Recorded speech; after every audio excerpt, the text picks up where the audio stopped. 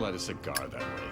Yo, it's the Shadow Smokers Legion, fun, family, and smoke. Rockin' with Phoenix Fresh rhymes, they stronger than note. About to break it off with the illest of crews, led by the man Tony Wang, making his vision come true. Now let me take you on a ride. We got love for cigars, from the east to the west, only the brightest of stars. I screen in the scene, little guy with the shop, shadow gazing around. You know where they gonna stop. Cigar mechanic don't panic when he's repping his brand. For Vascarillo and more, smooth as sticks in the land. Hashimoto's around, jumping live in the chats. Asian orange and more, his button's famous in fact. Cigars, pipes, whiskey, coffee, and more. Turbo jetting around, Tim with the dopest of pours. What's that? Huh? One wheel and reviews? Martin in the house, sharing the latest smoke news. Need to pick me up? Get to Southeast US. Bob and Chief in the mix, you know they saying God bless. We got that journey, voyage, private blends for the crew. Celebrating with coins, repping that dope swag too. Now I'm about to sign off, you know it's time for that audit. Light up the group with my post, you know I'll rock it and sock it. But remember y'all, Legion it lives with a passion. From a man in the shadows, ayo, the source house assassin. So cut it, light it, love the smoke from your region. After all we connect, it's through the power of Legion.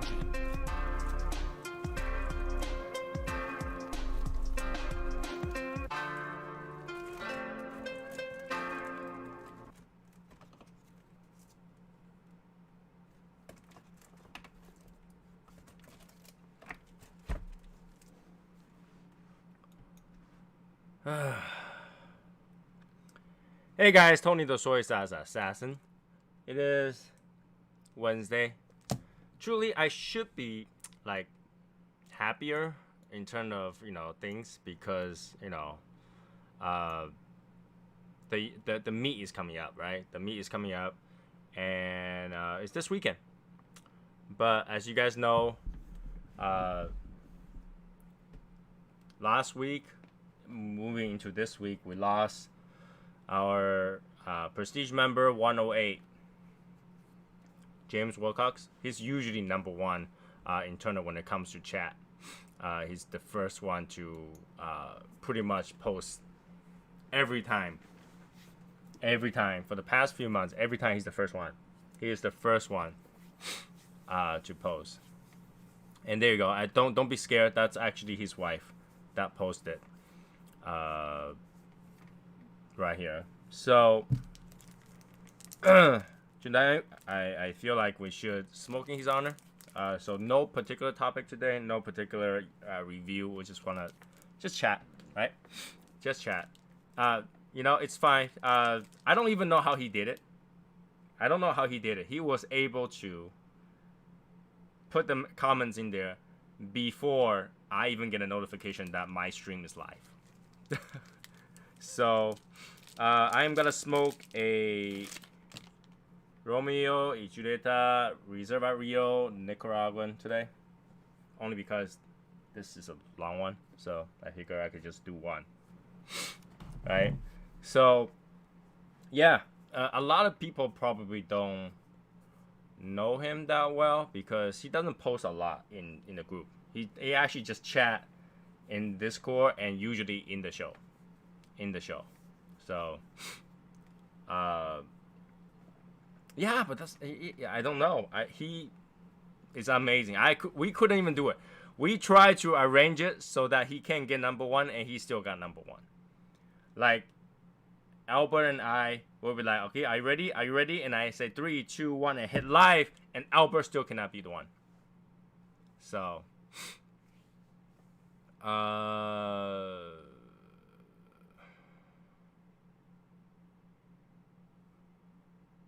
yeah. So yeah. Honestly, it's very heavy for me in terms of doing a show in honor of someone's passing, because obviously I don't want anybody to pass before I do. And I just cracked the wrapper on this. Well, kind of cracked, but not really. I can fix that. I think I can fix that. Today is just one of those days. So let me find my glue, and then we'll continue. No, I could have swear I had a glue somewhere here. One of those days I don't find anything. It's one of those days I don't find anything. I can't find anything that I'm looking for. I am disorganized for today. And I might just grab another cigar because I can't find my glue. I could have swear I had a glue. I could have swear I had a glue right here. Somewhere. And I literally used it the other day. Oh, there it is. I found it. So, I do myself a disservice today because I opened the window thinking that, you know, I gotta let some fresh air in. I have a dehumidifier running, and when you run this humidifier, it actually raises the temperature.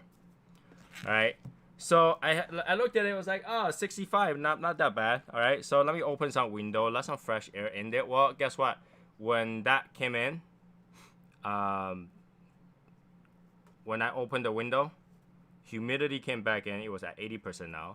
So now it's blasting that air, trying to dehumidify this room, and now it's hot as hell. Now it's hot. Like I just like very disorganized. Okay, and today. But I think that could be done. Yeah. Yeah, maybe this is a hint for me to smoke something better. So let me grab something else. Let me just glue this back on for now. And I'll smoke this later on. But I had to glue it on. Alright. Let me grab another cigar.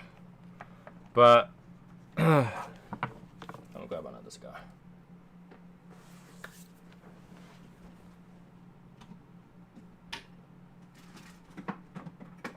So yeah, obviously I did myself a disservice. Alright. For opening the window earlier. And call me whatever you want, but I'm smoking the Davidoff. It's worth that night. It's one of those nights that I don't mind smoking anything. So Davidoff 702 special T. So let's get this going too. I don't know. Light up the Davidoff. Too short still. Let's get it one more.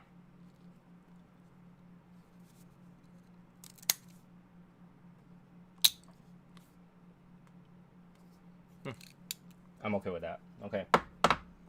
So yeah, it's stressful. That to think that people will pass away before me, and you know, I don't know how other group does it, but in this group, everybody's like my family, and you know, and I do care about every single one of the members. So when someone passed away, I feel like a family passed away. Like, it was shocking.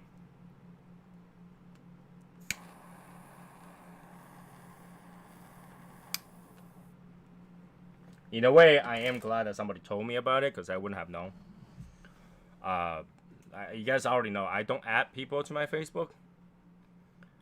So when someone posts something on their Facebook, I wouldn't know about it. So thank goodness somebody found it, that post, and told me about it. And literally, that was Matt that told me about it. So, yeah. It's unfortunate. I mean, this is the second number we had to retire due to passing away. And just keep in mind, when I retire a number due to passing away, those will stay the way it is. We don't remove them from our roster. It's just gotta stay in there. So 108 will stay in the roster as retired, but his name will live. We'll leave it there. James Wilcox will be on there. And also, we are doing a small fundraiser. I don't think it's a secret. So we are doing a small fundraiser. It's not going to be a crazy amount, but I want to be able to do that for all those members that passes away for whatever reason. And so we already have a lot of members that kind of pour in. And yeah, when everything gets together, I will take care of it.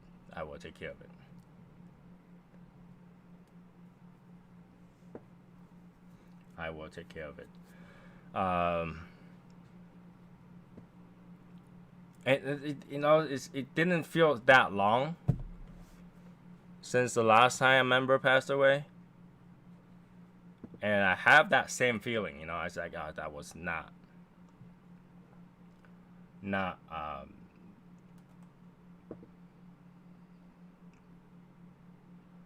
it's unexpected. It's shocking, and obviously made me sad for a whole week. And this one will just do the same thing. Literally, I heard about it. That's the first thing we wanted to take care of. And I like I said, I don't know how other group does it, but this is how our group would do it. So,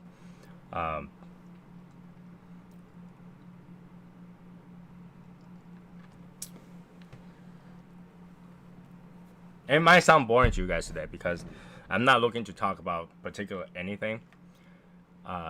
Because I've been in a low mood.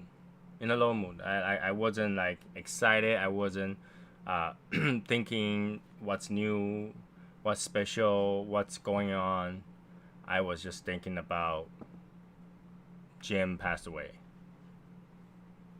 So,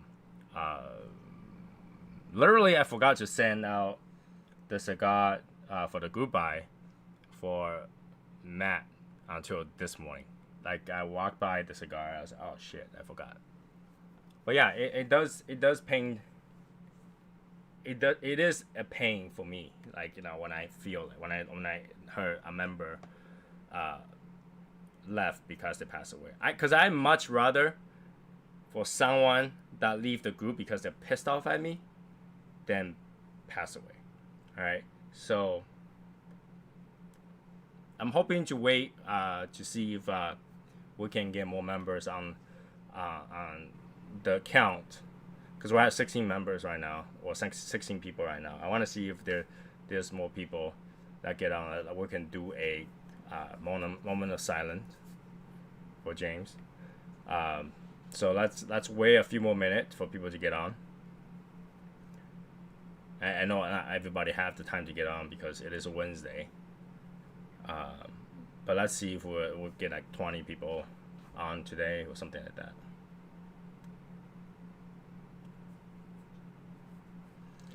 But if you're in here and then you're part of the 16 people, if you're about to leave, let me know. We'll see how many people we'll have before you leave. And then I wanted to do it with as many people as possible.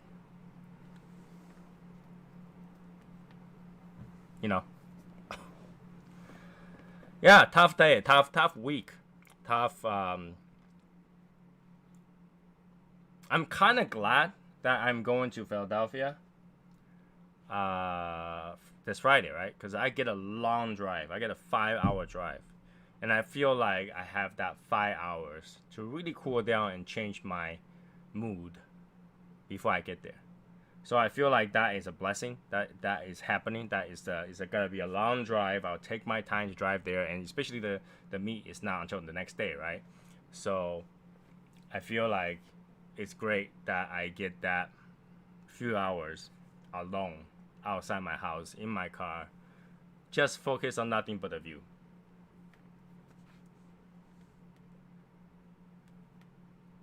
And I think that's kind of a good thing. And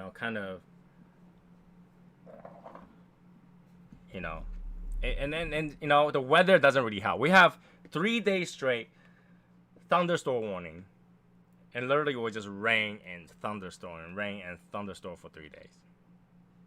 And for me, when I see rain and gloomy day and stuff like that, it just doesn't make me happy.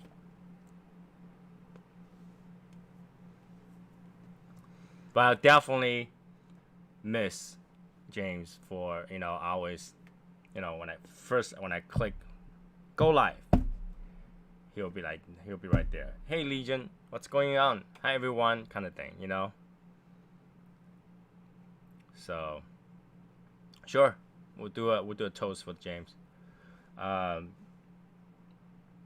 don't want to drag out too long in terms of the fundraiser. We will end the fundraiser on Friday. His funeral is, I believe, on Monday. So we will end the fundraiser on Friday so that I have some time to prepare some stuff, organize them and send it out. Okay.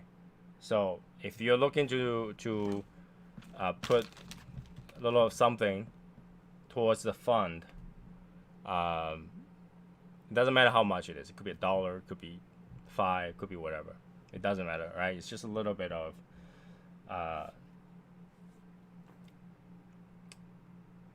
thought, a little bit of friendship from the Legion to James. Then, anything will help, I think. There's a lot of stuff, so.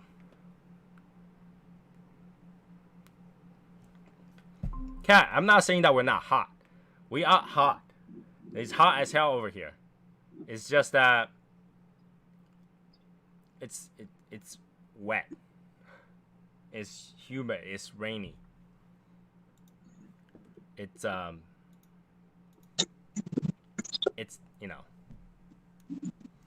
Hey Martin. What's going on, guys? So Martin, your video, you look like your skin tone look red. Did you watch your own video? Your skin tone looks red, and it looks pixelized. It looks like it's time to wipe down your lens on your camera. I don't know. I didn't really pay too much attention to it. Yeah, I looked at it. I was like, wait, something looks wrong. And I even tried to look at my phone. It looks the same. No idea. It must because you tried to go naked on the previous one.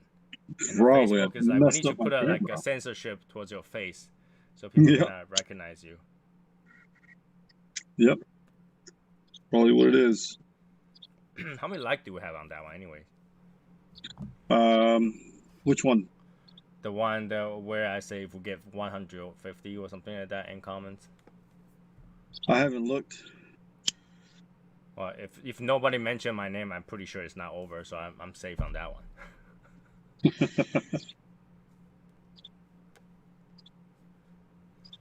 I don't know if I'm smoking too fast or what now. But it looks like there are some people already left. So let's, and didn't even tell us that they are leaving. So, we wait for Martin finish lighting up his cigar. Let's do a moment of silence. For James. And, until the day we meet again, you will be there waiting, right? So.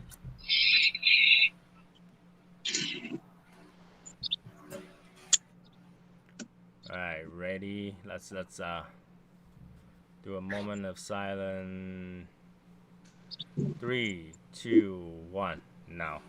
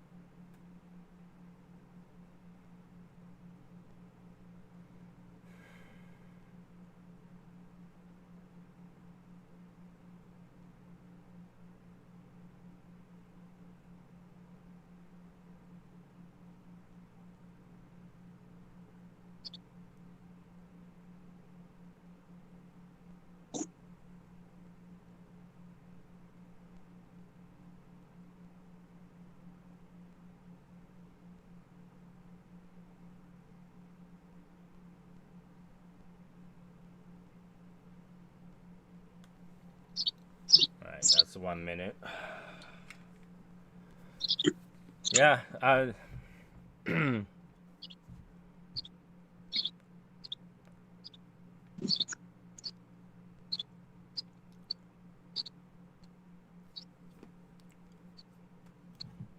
gloomy as it is, but hopefully he will see us and we'll always remember him way beyond this group, right? So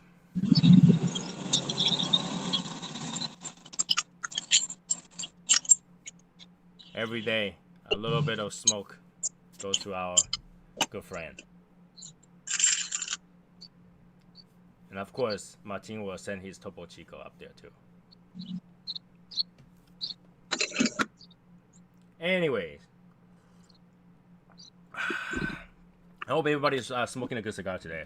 You know, have one, share the smoke with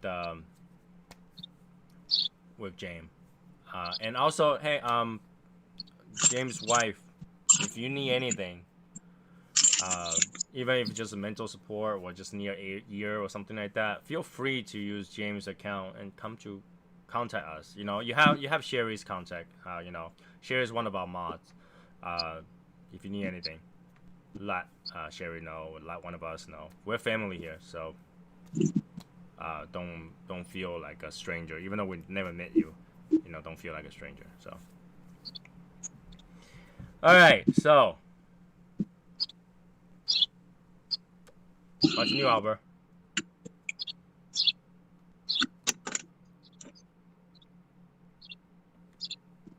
Albert, you're muted. Yeah.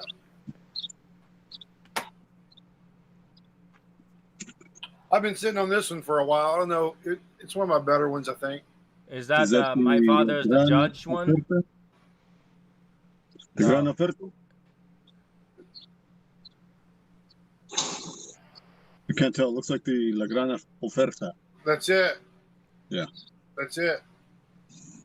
I've got one of those in my humidor. That's not a cheap one, is it, Tony? No. Still cheap compared to Davidoff now. Yeah, that's true. I think somebody posted the Royal and was like 120, but I was like 120 sounds about right for Royal. Tony called me out on smoking cheap cigars, man. I can't believe that. I didn't call you up. I just said Yeah, that you did. rarely you do. On what? Like what happened? I think somebody at their local shop and saw a box of like two. I don't get it. Good news is Tony, you will be 2 hours north of Philly for the meet, so it'll be a little shorter drive on Friday. I don't get it. I didn't get that. It's still the same amount of drive for me to that point. It's the same. So it's still a 5 hour drive, 5 hour, 6 hour drive. If I, it'll be 5 hours and a half if I don't take a break. If I take a break to take a piss, it'll be 6 hours. That's a long piss. And you gotta wait in line. You know, there's always a line when you go to a stop. You know. Yeah. So, yeah, it's gotta be a long drive. But yeah, somebody posted a picture of their local shop having like 2 or 3 sticks of Royals, and the Royal was like 120 a stick or something. Yeah, it's expensive. It is. It is. I mean, people say when you thinking of those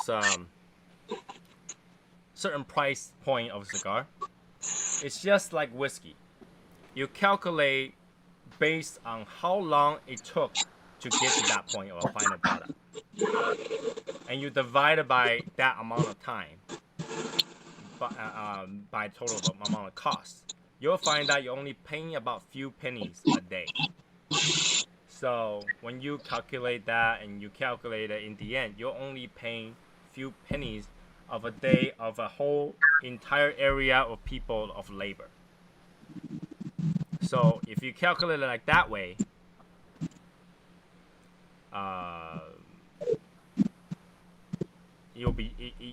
it's actually, pennies that you're paying for. You're not paying a lot of money.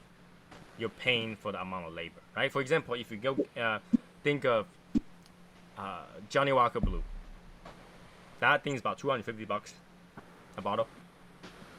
But it took like what? I forgot how long those are.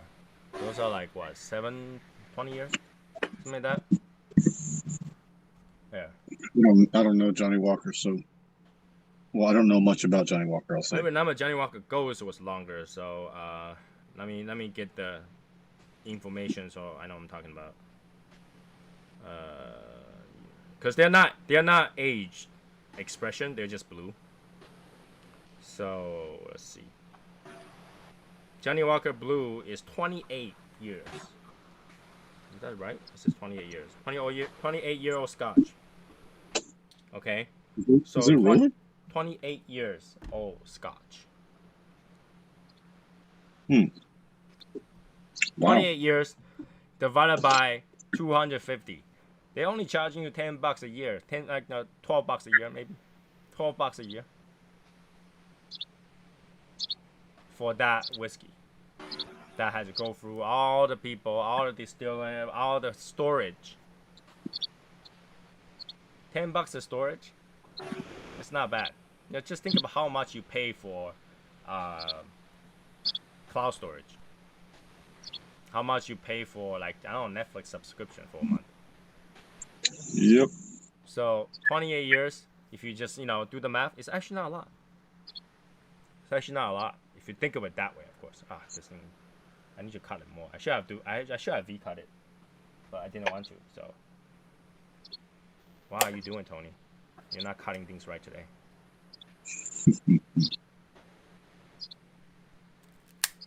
Ugh. Okay. Now it's loose draw. Very good.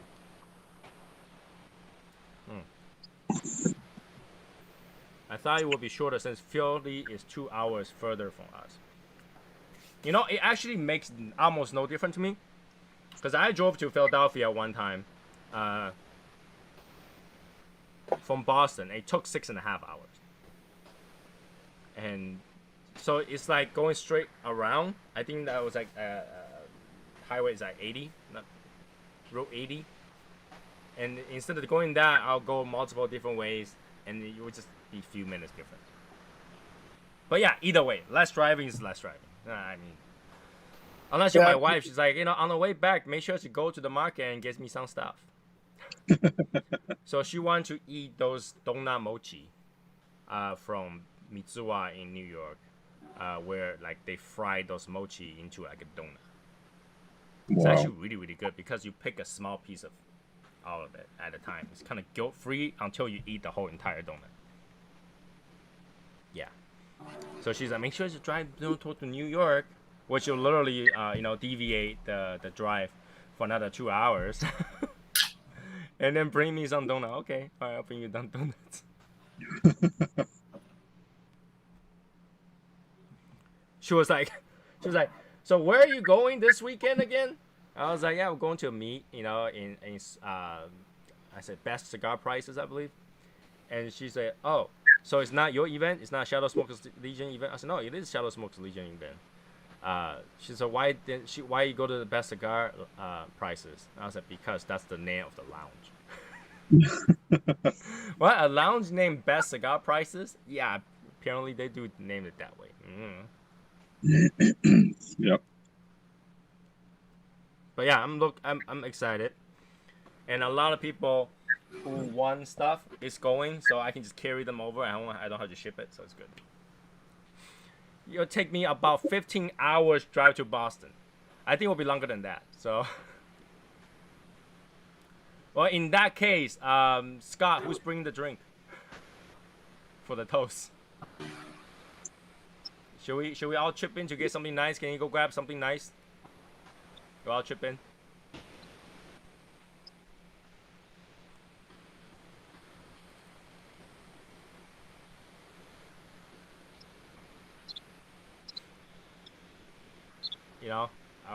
What should I bring something nice? We all chip in. Well, if I bring something nice, we all chip in. I'll be a lot higher. Because what you buy is going to be more expensive. Yeah, like each bottle will be like. But it won't be expensive per day. Like the per day price will be pennies. I'm bringing like a 25-year-old Yamazaki. That would be like. I think the market price right now is like $7,000. Whoa. But yeah, Scott's saying that they do serve liquor there. Yeah, I'll just buy it. It's fine. So I bet they don't have your Toki.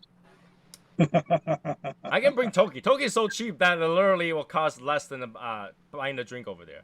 A bottle of Toki is like $31 at most. So like a cup of Toki will cost you that much.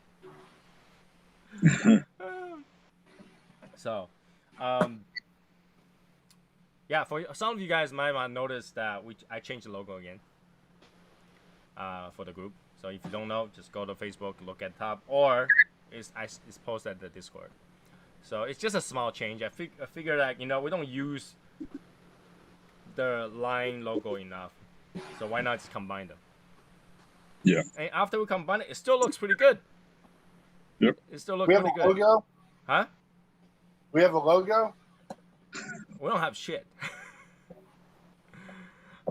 So I figured that was pretty good, so I started using that one for now. And I like how that is arranged so that either we'll make stickers or some clothing out of it. Still drinking your beer. My beer is all gone. I finished it over the weekend.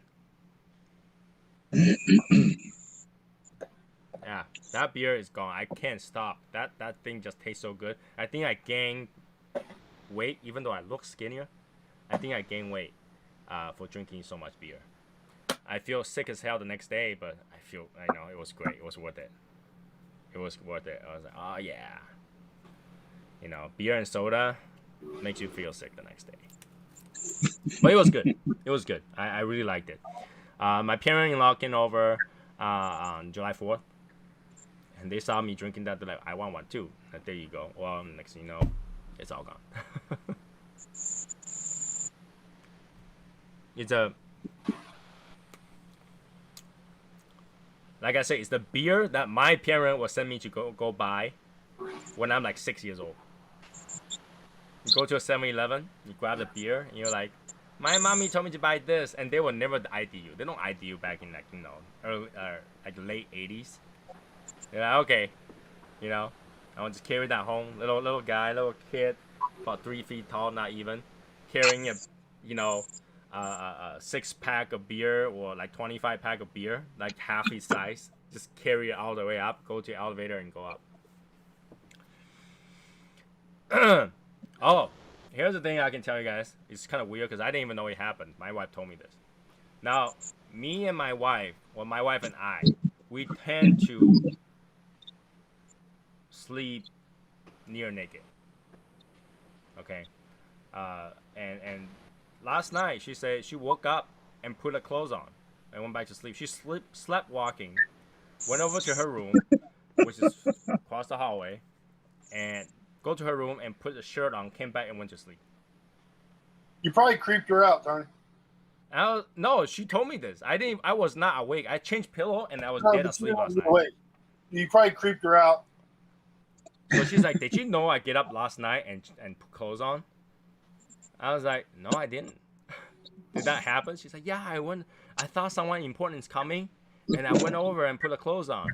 And I was like, and I woke up and she said, I woke up this morning, I had a t-shirt on. And I remember I went over there and grabbed a t-shirt on because I thought someone important is coming. I said, that's not the problem. The problem is that you thought someone important is coming, you went and only put a t-shirt on. You still have no pants. Yeah. And she's like, but that's not the important part. The point is that I got up and went to get a t-shirt and I went back to sleep. I was like, okay. Okay. But yeah, I last night I was so dead asleep. And it could due to drinking and smoking. I was so tired last night. I just passed out. And I bought a new pillow. And the pillow I bought is not a whole pillow. It's one of those pillows with a pocket. It's a zipper. There's a pocket in the center. That's weird. So the top and bottom is down. And the middle, you can shove whatever you want in there. So I shoved loose memory foam right in the center. And it's plopped up this thick. and I slept on it. I just sink right into it. I just dead asleep. No. I did not have that good of sleep for a while. I was so dead asleep I didn't even hear my wife move. Usually, if my wife turns in the bed, I will wake up. My wife sleep talk too.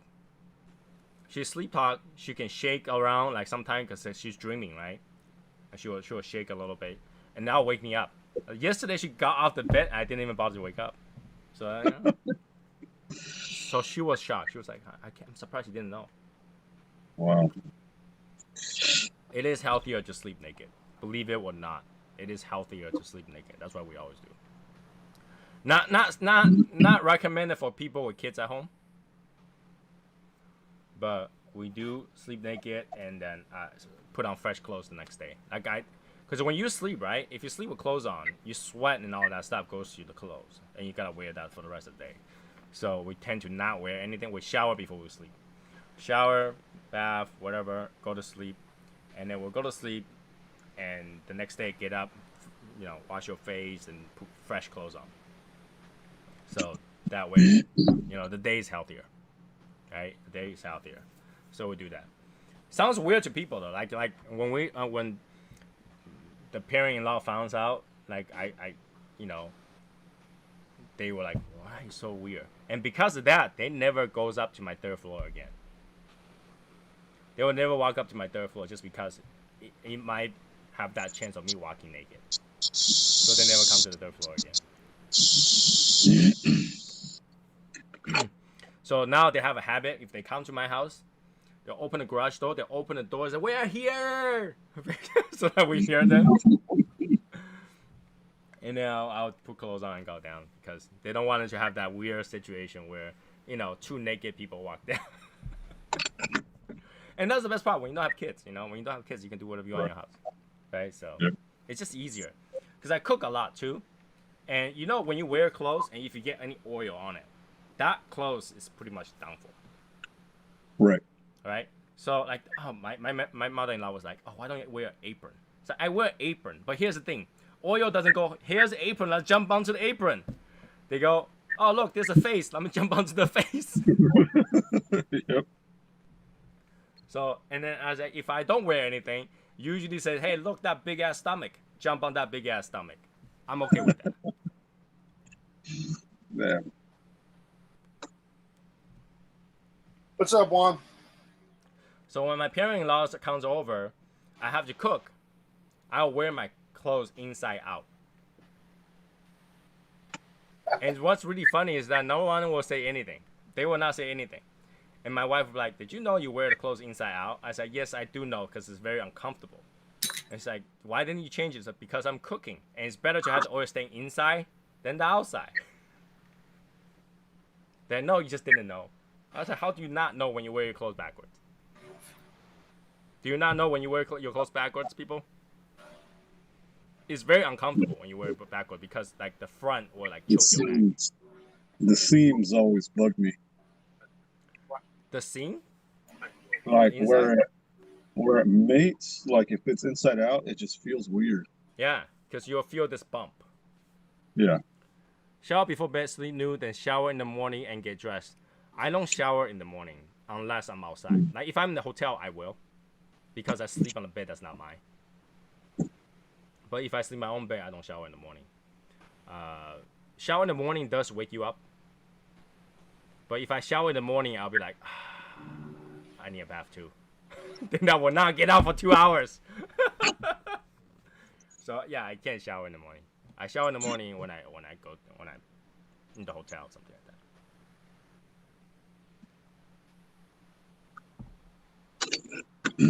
Yeah, I'd rather. Hey, I have a question for you, man. Sure. So on your YouTube channel, do you know there's a link to our swag? There's a link to the T-shirt. Yeah. Yeah. All right. There's no way to hide it. You can type Shadow Smokes Legion. That link will show up in Google. All right. I was just wondering if you knew. But anybody can get a T-shirt. That's fine. I'm okay with that. No one's gonna wear a random T-shirt. I actually, when I go to the Teespring, the bottom will actually suggest T-shirts. And I saw some of the one with the last name Wang on it. Like, "Let Wang take care of this. Keep calm, Wang will take care of it," or something like that. And my wife was like, "Hey, look at this one. It says the man, the legend, the whatever. It's Wang." I was like, "I can wear that."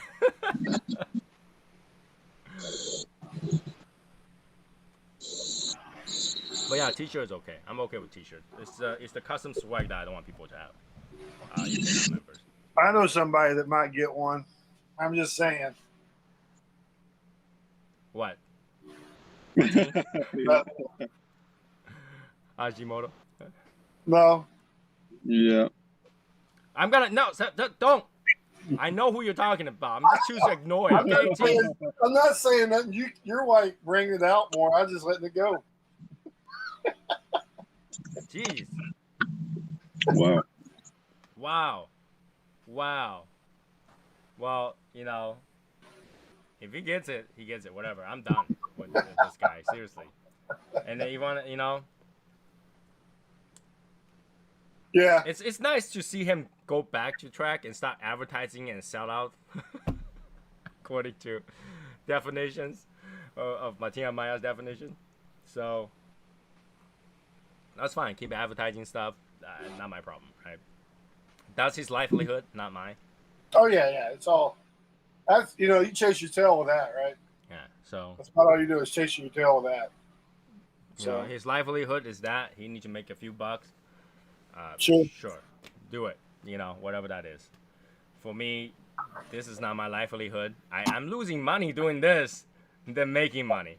Right. So, you know, this is my expense. This is my fun. This is my, entertainment. You know, you pay money to get entertained. This is my Right. entertainment. Yeah. So, Makes sense. yeah, and I enjoy it. Even though I keep buying equipment. I don't even know why.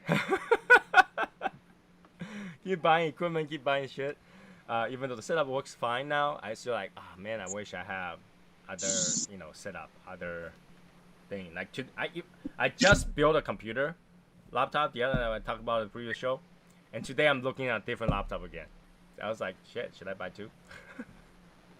But you learn from the process, so there's that. It's nice to learn, like, go through the experience and learn to do different things, right? Right. Cigar is a lifetime learning, Right. right? I don't think anybody can tell you that I know everything about cigar, even if they're licensed and to make, if they can own a cigar shop, they can own a cigar factory, and they still probably don't know everything about cigar, right? Right. No one would say that. I think if you are a cigar factory or cigar farm or whatever, and you say I know everything about cigar, I think that's a little too much, because I cooked for like 20 years. I cannot tell you that I know everything about cooking. Right. Right? There's computer people that deal with computer all their life. That's and never we still have a typical thing that says, I don't know how I fixed it. Yeah, that's never ending. What you learn with computers is how to learn. That's it. That's right. You're good if you know how to research and find things out. And believe it or not, there's so many people like that. Like, even your IT. Every time you have a problem at where you work, and then your IT is like, shit, and they'll Google it, and they'll try to fix it. And in the end, they probably don't know how they fixed it. They're like, I don't know, it just worked, so whatever, So Yeah. we don't know about everything. There's no way to know about everything. Yeah, I'll tell you one thing though. I was watching a video with on the Cigars Daily channel with Nestor Plasencia. Mhm. That dude is very, very fucking knowledgeable. If you ever watched any of his interviews, the tobacco growing process, he's there step by step, from to making the boxes. I mean, he's there, and I would love to be able to sit down with him and just kind of pick his brain on tobacco and everything. And that's one of the good things, though. You can be very knowledgeable, and that will have a really good, educated conversation, right? But even that is still not everything, because you might have mentioned something that he just never thought about, right? And sometimes you ask a question, they're like, "Oh, I never thought about that way," And those conversations are nice. Humans are about learning, right? Learning experience. So, Right.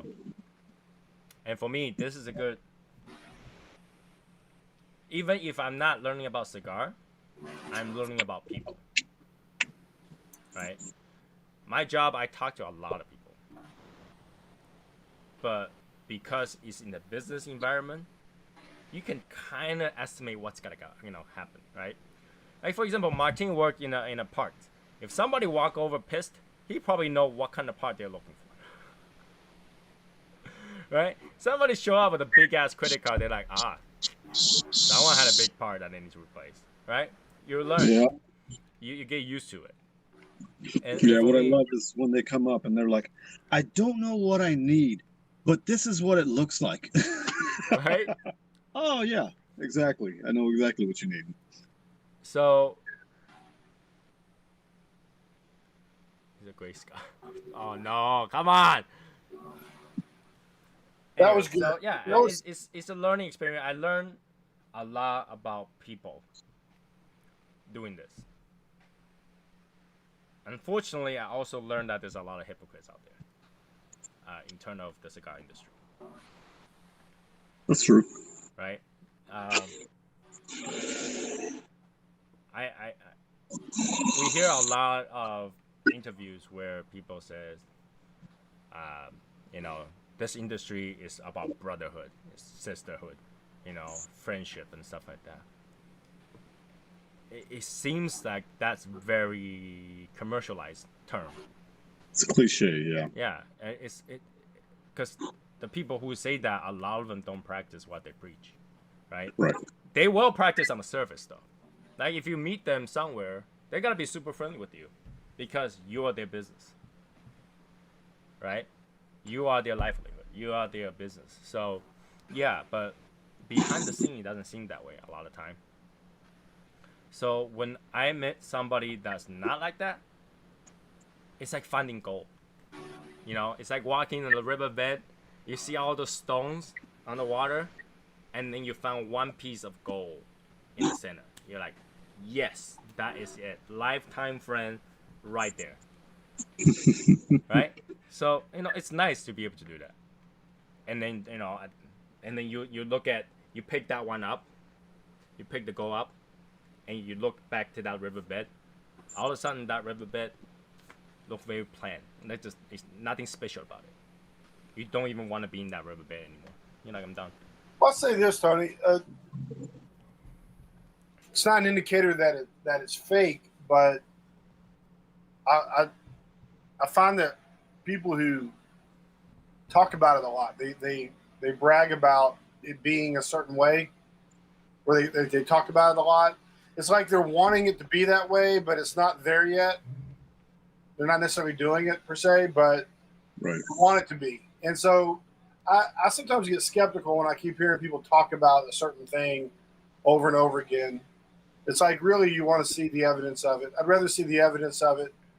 And when you have the evidence, when you're doing it, you generally don't necessarily need to talk about it so much, because you're not, you're doing it. You know what I mean? Right. So, Right. But it's not always the case. That doesn't mean that people who do it can't talk about it, for sure. I mean, there's always that. But yeah, it just makes you kind of, I think it's more of a flag of like, maybe you want to look into that a little bit more, if that's really more of a surface thing, or if they really are at a deeper level. And, Well, some people, once you get to know them better, yeah, you'll know. yeah, you will know. You'll know, right? Like how much they really do care. I mean, And even it's if they not don't that- care, even if you find out they're not the person that you thought it was, next time you meet them will still be the same, right? Yeah. So, But and it might not be with you either, right? It might be with other people. They are. But it's hard to have a deep connection with a whole bunch of people. I don't know how people do it.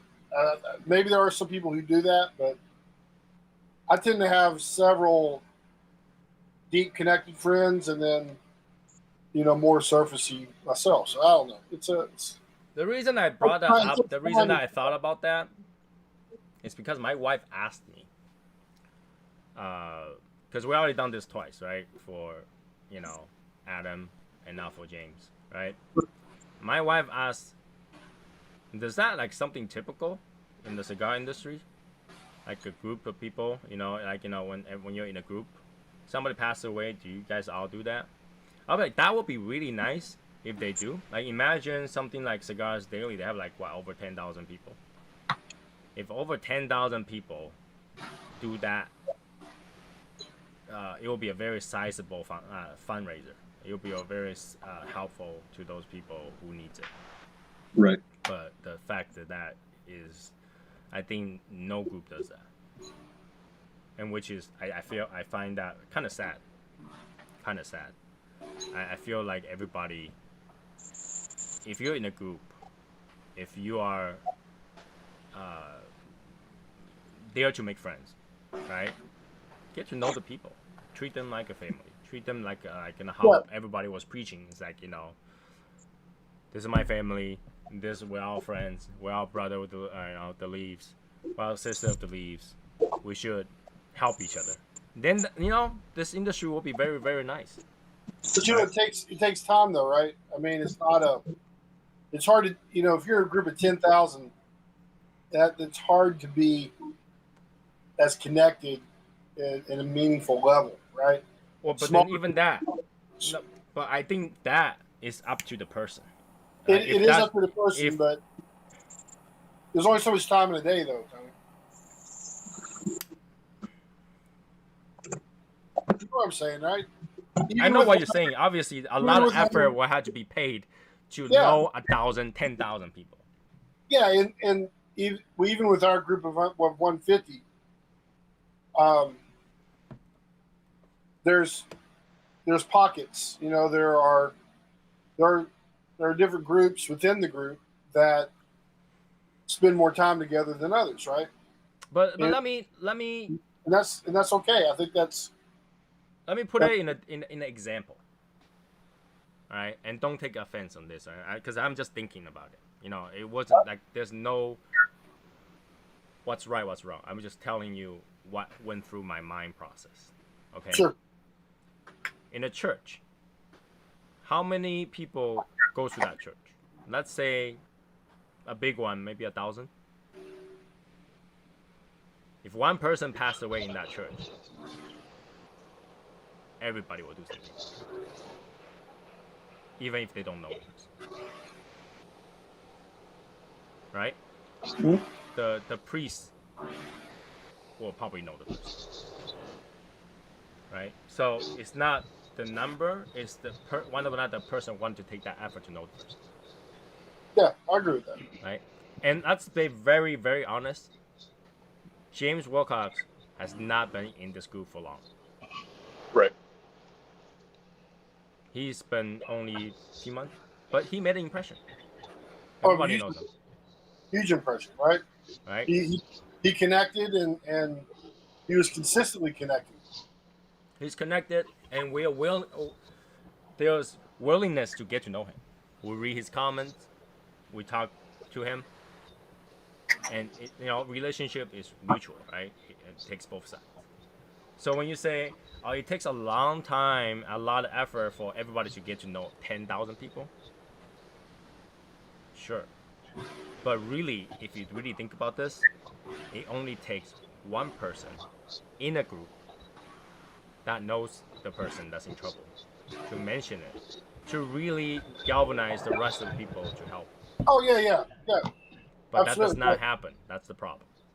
That ties into what I was saying as well, is that you have tighter groups within the group that helps make sure that there are those connections, and right.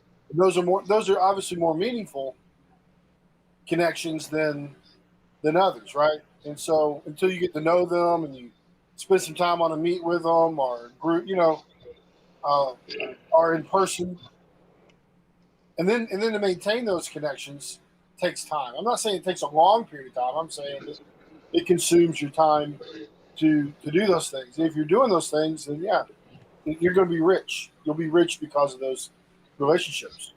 Yeah. And that's a good opportunity. So I like that. So I do want to take this opportunity to say that if you own a group, you have a group, you are in a group, practice that.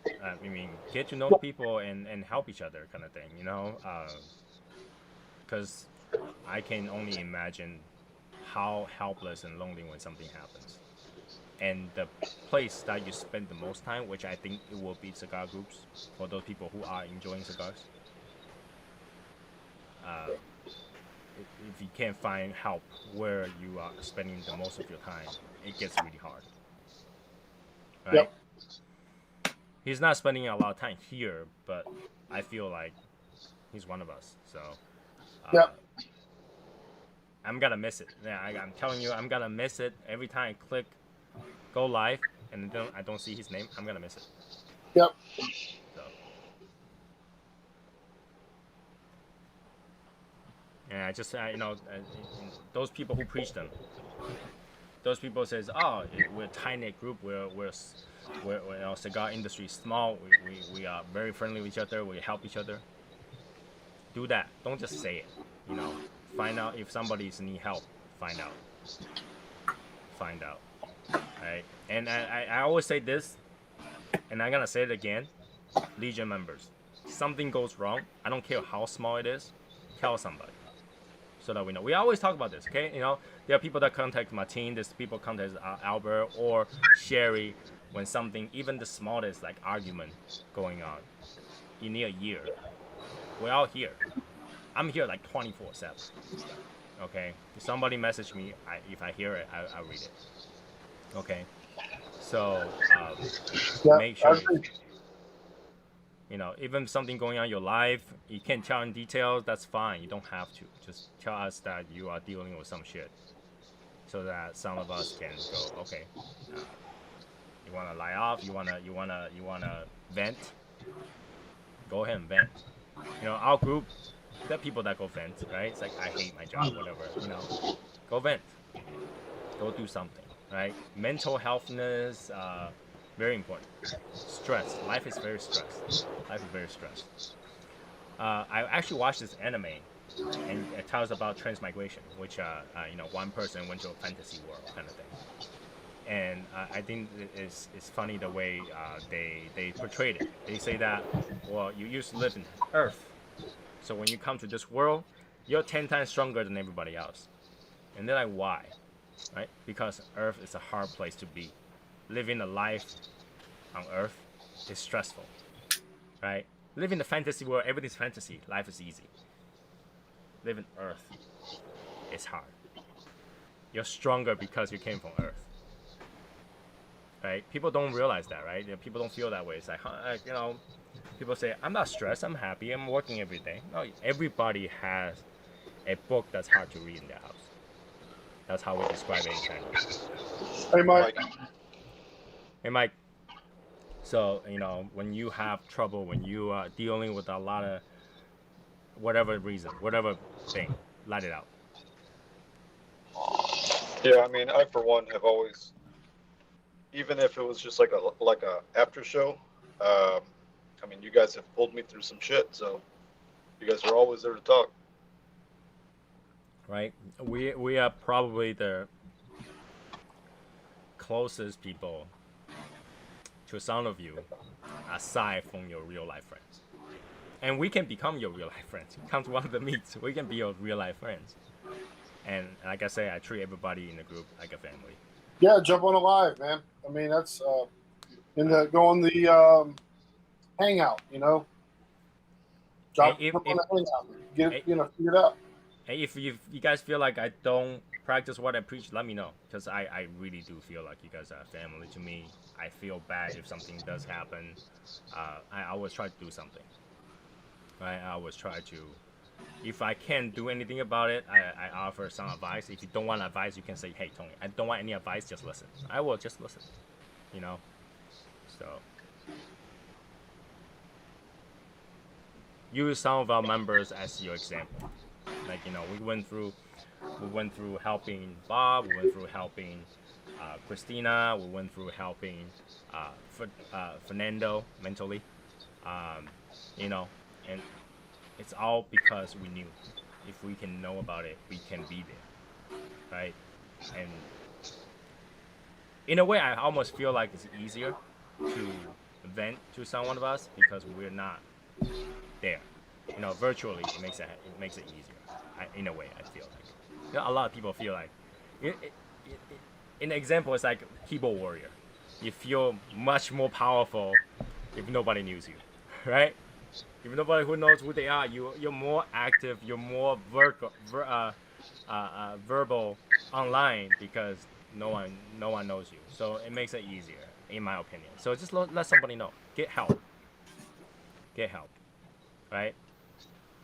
Sometimes 2 brains are better than 1, and I guarantee you 150 brains are better than 1. Just saying. So, and like Scott said, there are some things that are private. Reach out to someone that you hang well in the group. Let them know something's up, right? You don't have to go into detail. Yeah. You don't have to. I am very blessed to at least have Sherry share to the group whenever it was the anniversary of her son. Yep.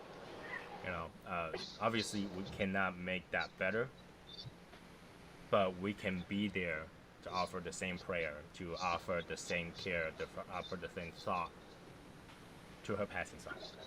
So it helps. In my opinion, it helps. I mean, obviously, some people are different. So, but I feel like if you hold it in, if you don't talk about it, it gets worse. Problem never goes away if we don't do anything about it. All right? Problem does not go away. You can avoid it for today. It's still there tomorrow. It's like that dirty dish in the sink. Don't wash it today. It's still there tomorrow. Right? But if you talk to somebody about it, you might gather the courage to go deal with that full sink of dishes that you need to wash, right? So,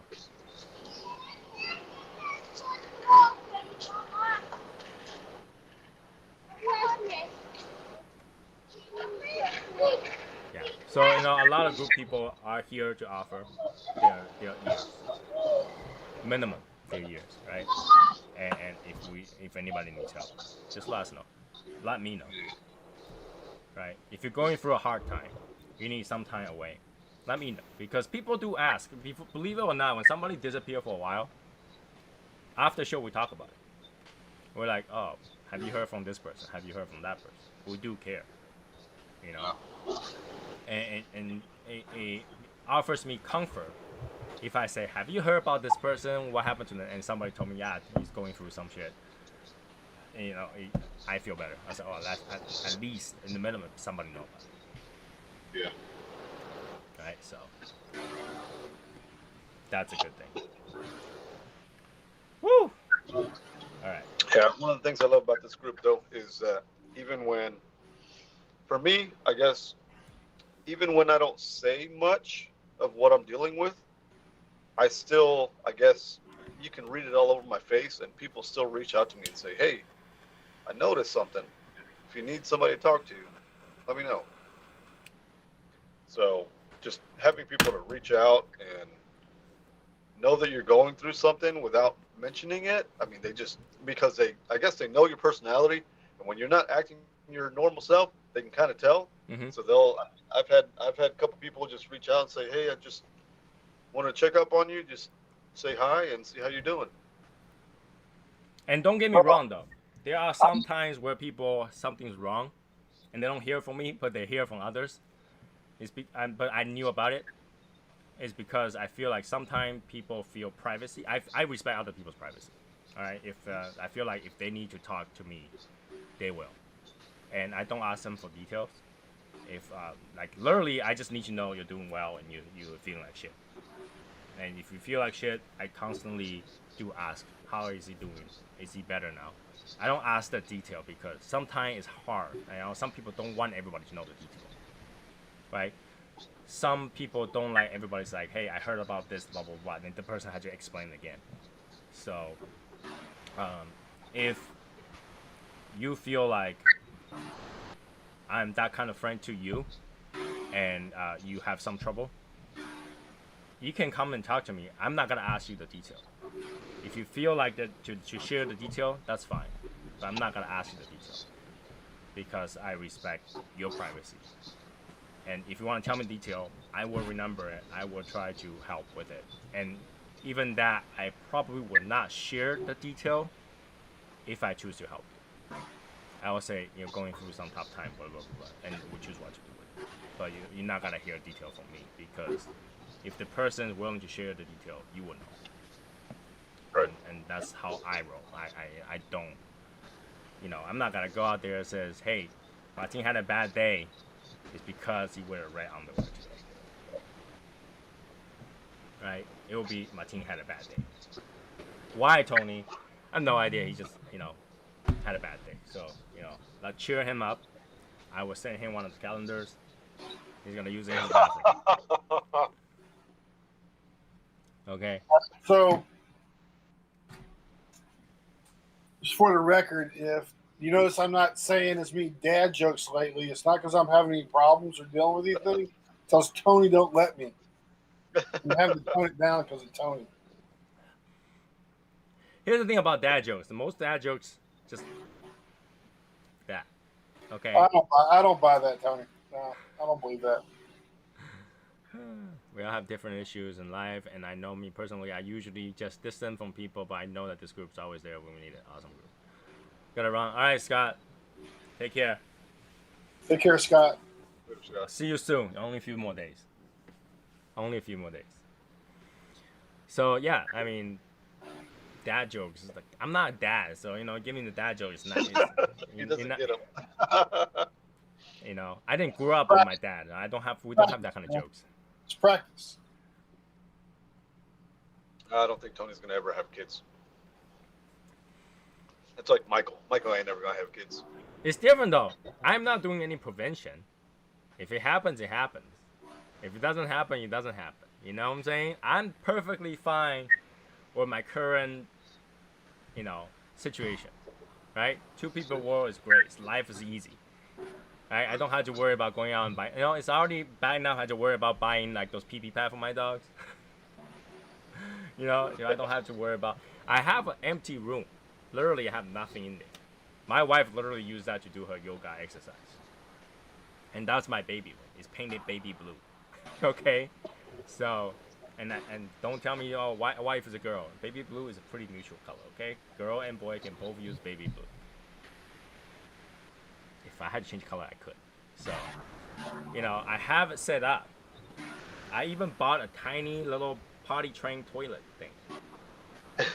Alright? So, it's not that I don't want it to happen. It's that I didn't do anything to prevent it. And I am not going to go out of my way to make sure I make one. So. And yes, if I had a little baby, it will be wearing one of these style hats too. Right? My wife always talk about it. So, if I have kids, we're gonna send them to that class. We're gonna send them to this. Oh my god, that kids, never gonna have time. Right? It's typical Asian thing. You gotta go get A's in this and that and this and that and this and that. So. Yeah, it'll change your world, man. Yeah, I like I say, I don't mind to have it. I'm perfectly ready to have it, but I'm not gonna go out of my way to do it. I'm not gonna go out of my way to prevent it. Right? So, if I have a kid at 50, I will have a kid at 50. If I kid at 60, not so good, but I'll still have it. Right? So, my wife had brought up this thing about like how some prestige school are reducing amount of Asians that they choose to go to those prestige school, because people are saying that they're not offering opportunity to minorities. And I told my wife, like, aren't Asian a minority in U.S.? Yep. I feel like a lot of time, what's the name of the school? Stuyvesant or something like that? They have very high test score to get in there. Is that high school? They're middle school. They have very high test score to get in there. And people are angry that they don't have enough diversity. I was like, that's not the problem with the school or the choice process. I feel like if you're forcing your kids to get in there, it's setting them up for failure.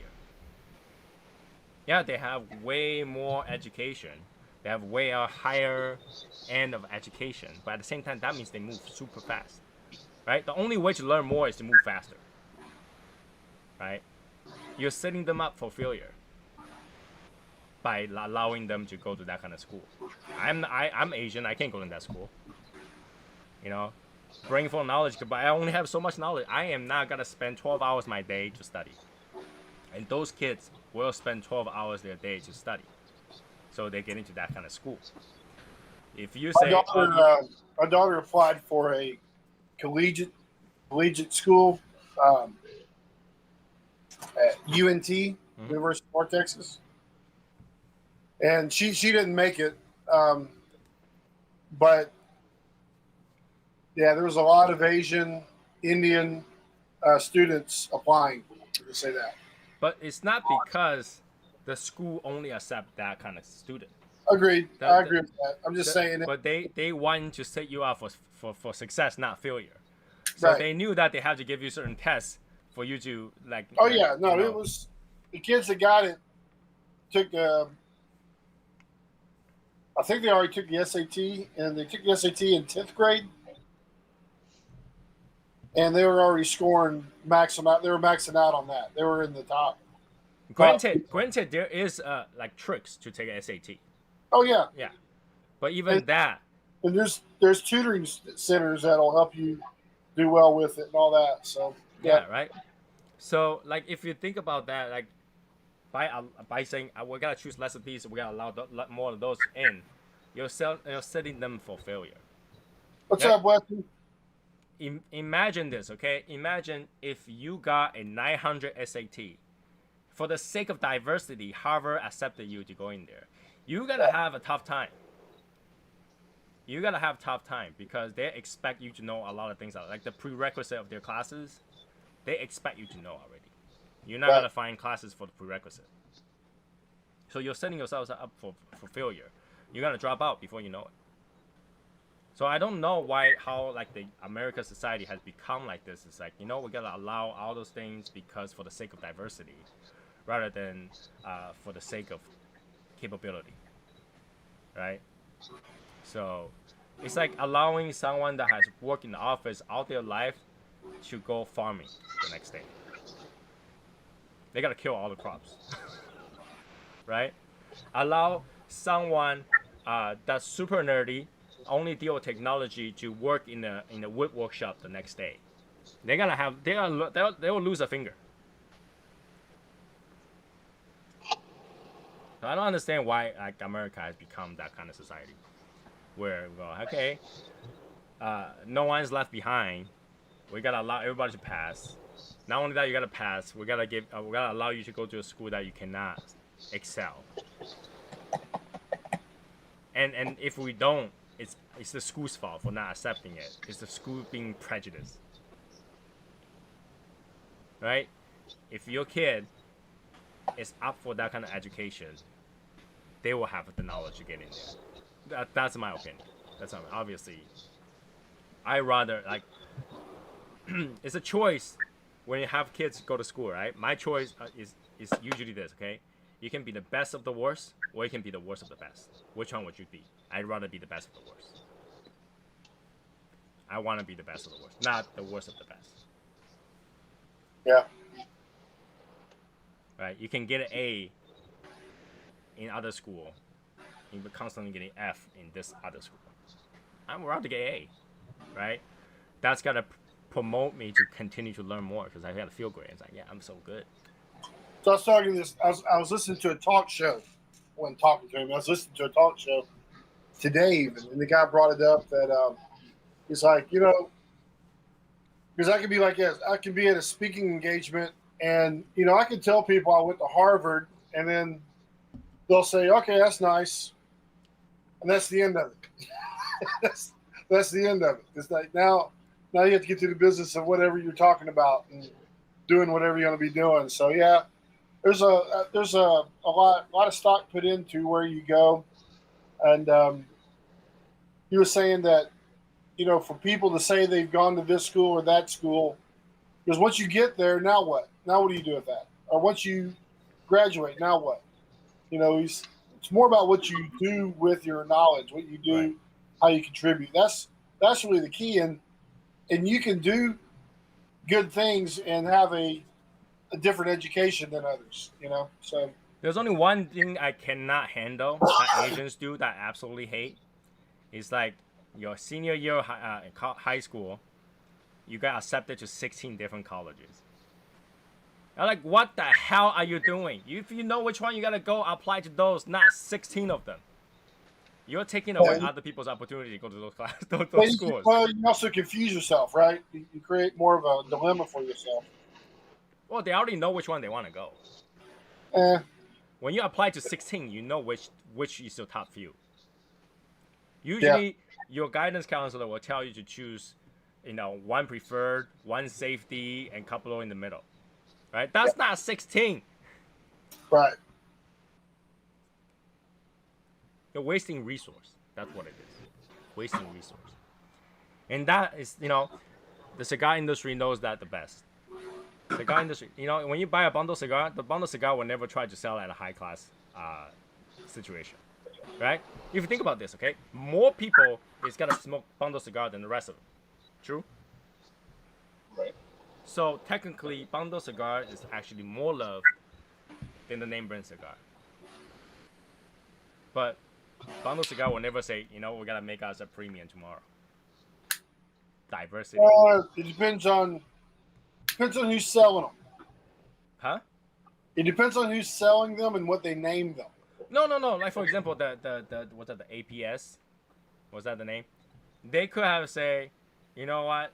Because so many people smoke our cigar, starting tomorrow, we're gonna sell cigar at $10 a piece. No, I'm not talking about APS. But you know what I mean, bundles. Yeah, but I'm saying the people who take the bundles and resell them as theirs. Right, yeah, but that's the thing. When you take it, you wouldn't sell it at 20. Because you know that's not the class it should be at. Yeah, you're not sure. Right? You know where to put that. So. Oh, yeah, I know what you're saying. But... Have a good night, Sherry. So, right? Like, I mean, that's just that. You got to know where you place. And then you place yourself in that situation where you can be the best of what you're doing. Rather than be the worst. Like, imagine if you put short stack and sell it at $25 a cigar, compete with Davidoff. Right. That will be the worst selling cigar of the year. No one's gonna pay $25 for it. Well, actually, some people might. But, it will be the worst. Because you will not excel in that class. Right? I mean, does that mean that nobody uses tobacco that's not in the right class to make those cigars? No, it means that those cigars that did that did not survive for long. Right? Imagine if somebody selling, like tomorrow, Davidoff says, this cigar is special tobacco aged for 1 year, and it'll be $40. No one will buy it except me. Well, only if it's in a good package. Yeah, because they will spend the rest of the money on packaging. Right. Right? No one will buy that except me. I'll be the only dumbass to say, hey, I'm going to buy a 1 year aged cigar for $40. You know what I'm saying? It wouldn't work right. Cigar's done. So, who was the one? James said that James Irvin said that I smoked a Davidoff and left like 2 or 3 inches left when I put it. Did I really did that? Which episode was that? You do it often. No? 2 inches? Yeah. Because you always say it's where the soot is. The soot is the last third. That's not 2 inches. A third of 8 is a third of 6 is 2 inches. Yeah, but I mostly do Robusto. All right. A Robusto is about a 5-inch cigar. Yeah. He rounded. James rounded.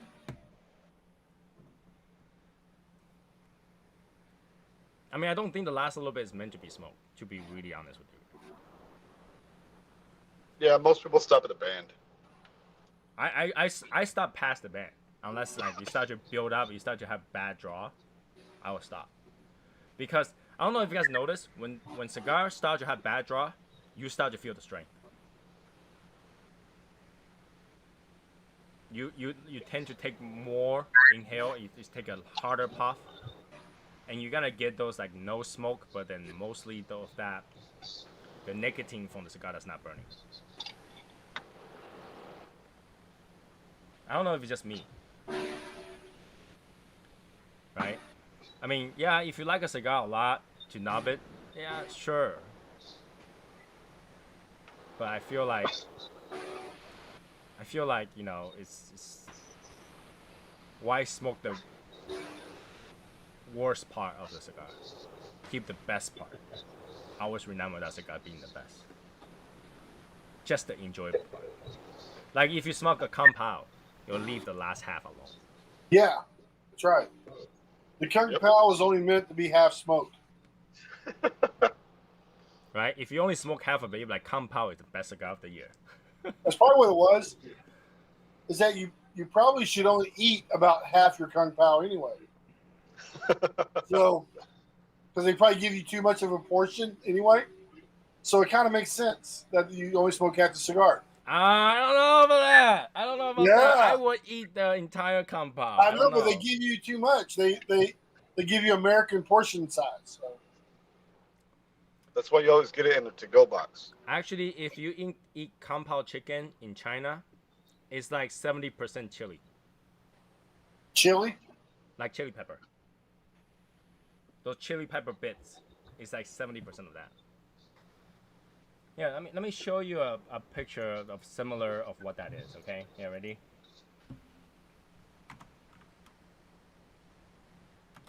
Let's see. Come on! Let me type. Type in Chinese, please.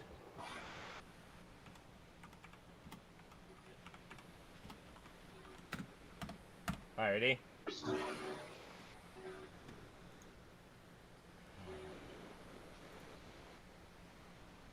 Save image. Shape. Alright, ready? No, we're not ready yet. We're not ready yet. Okay, now we're ready. Go ahead. Alright, cool.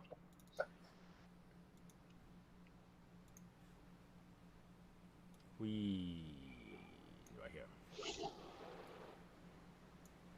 Wow. Yeah. That's kind of. That's gotta be spicy. I don't recall the Kung Pao being that spicy. Those When you have that many peppers, it is. Those pepper are actually not that spicy because they're dry. The cigar. So, those pepper are actually not that spicy. So,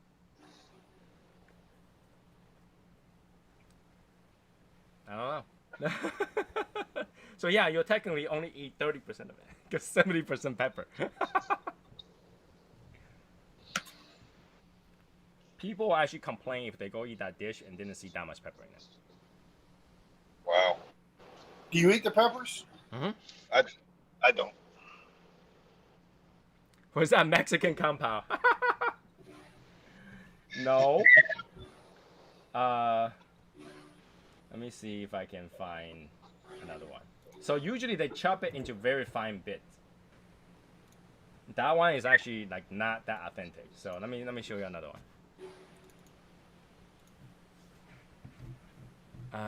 It's more like this.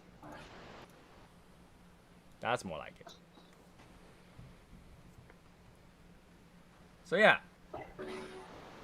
Still think that compound chicken very different. Wow. Yeah, it don't look like that at Panda Express. No,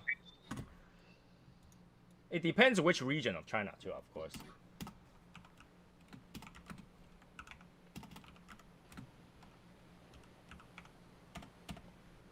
Okay, so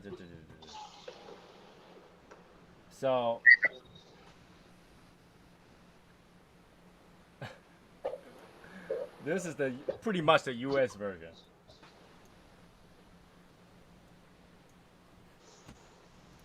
So compare that to the U.S. version. Yeah, I mean, I can imagine why people stop eating it because. Oh, wrong one.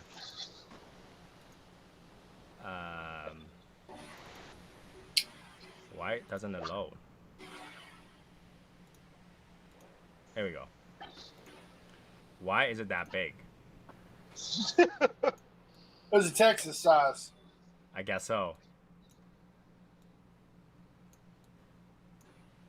Alright, this is the US kind. Yep. Where's the pepper? Where's the chili? Yeah. That's very different. Very different. I've even in the let's find a less spicy one. I can find a less spicy one. Yeah, the Panda Express Kung Pao has a lot of nuts. It's all peanuts. Yeah. It's all peanuts. So here we go. And that's pretty much the lowest version of it, like the not so spicy version of it. You get more peanuts than the chili. So. Yeah. What's up, Quakes? Hey Quakes, does that have beans in it? No, it has nuts. It has peanut. Kung Pao is actually peanut and pepper. So yeah, unfortunately that's I have to get used to eating American food when I come over here. Like when people eating Chinese food here, like you go to restaurants, authentic Chinese cuisine, I looked at it, it's like that is not authentic Chinese cuisine. I eat it, I was like, oh my god, everything tastes so sweet. Everything tastes so sweet. When I work in the restaurant, as a chef, the person would teach me literally. I don't know if you guys know the spatula that the chefs use, Chinese chefs use. It's literally a big soup spoon, and when they make the sauce, they will do half spoon of that sugar. That's the U.S. food. Why do you think U.S. people are so obese and the Chinese people eating the same thing in China not obese?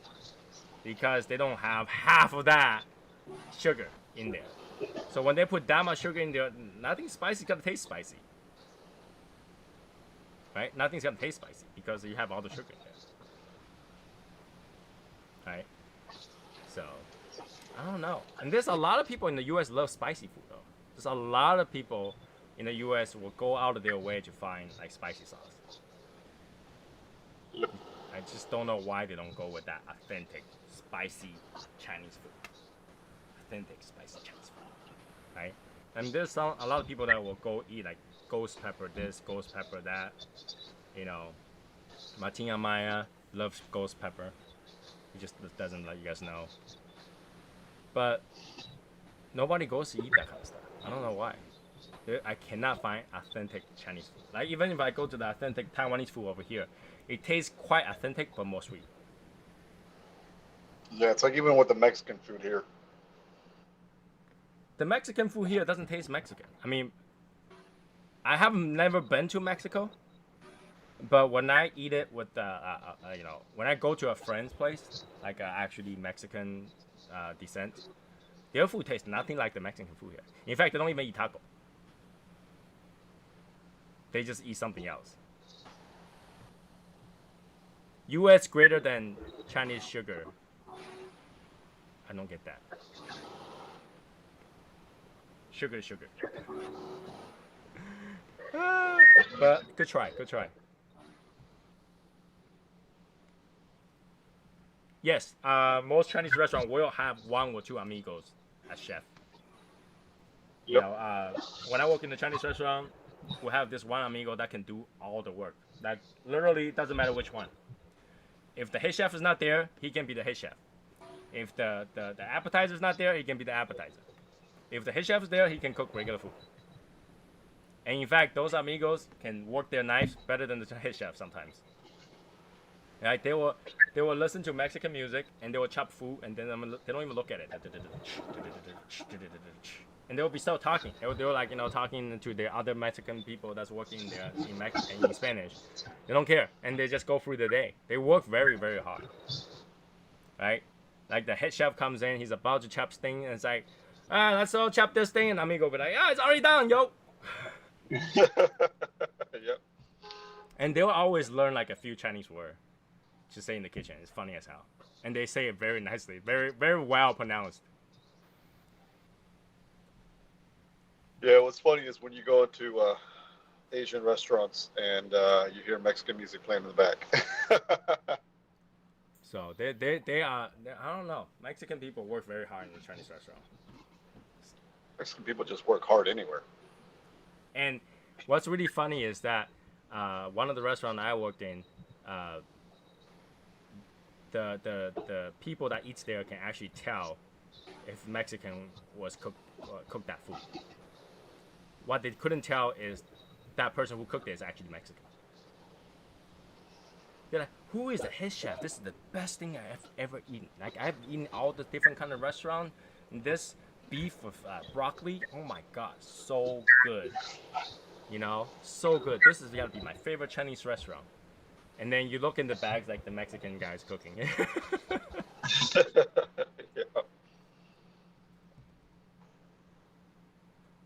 And when I say they're cooking, they're like cooking like a head chef. They're flipping the food like on the wok, going at it really quickly too.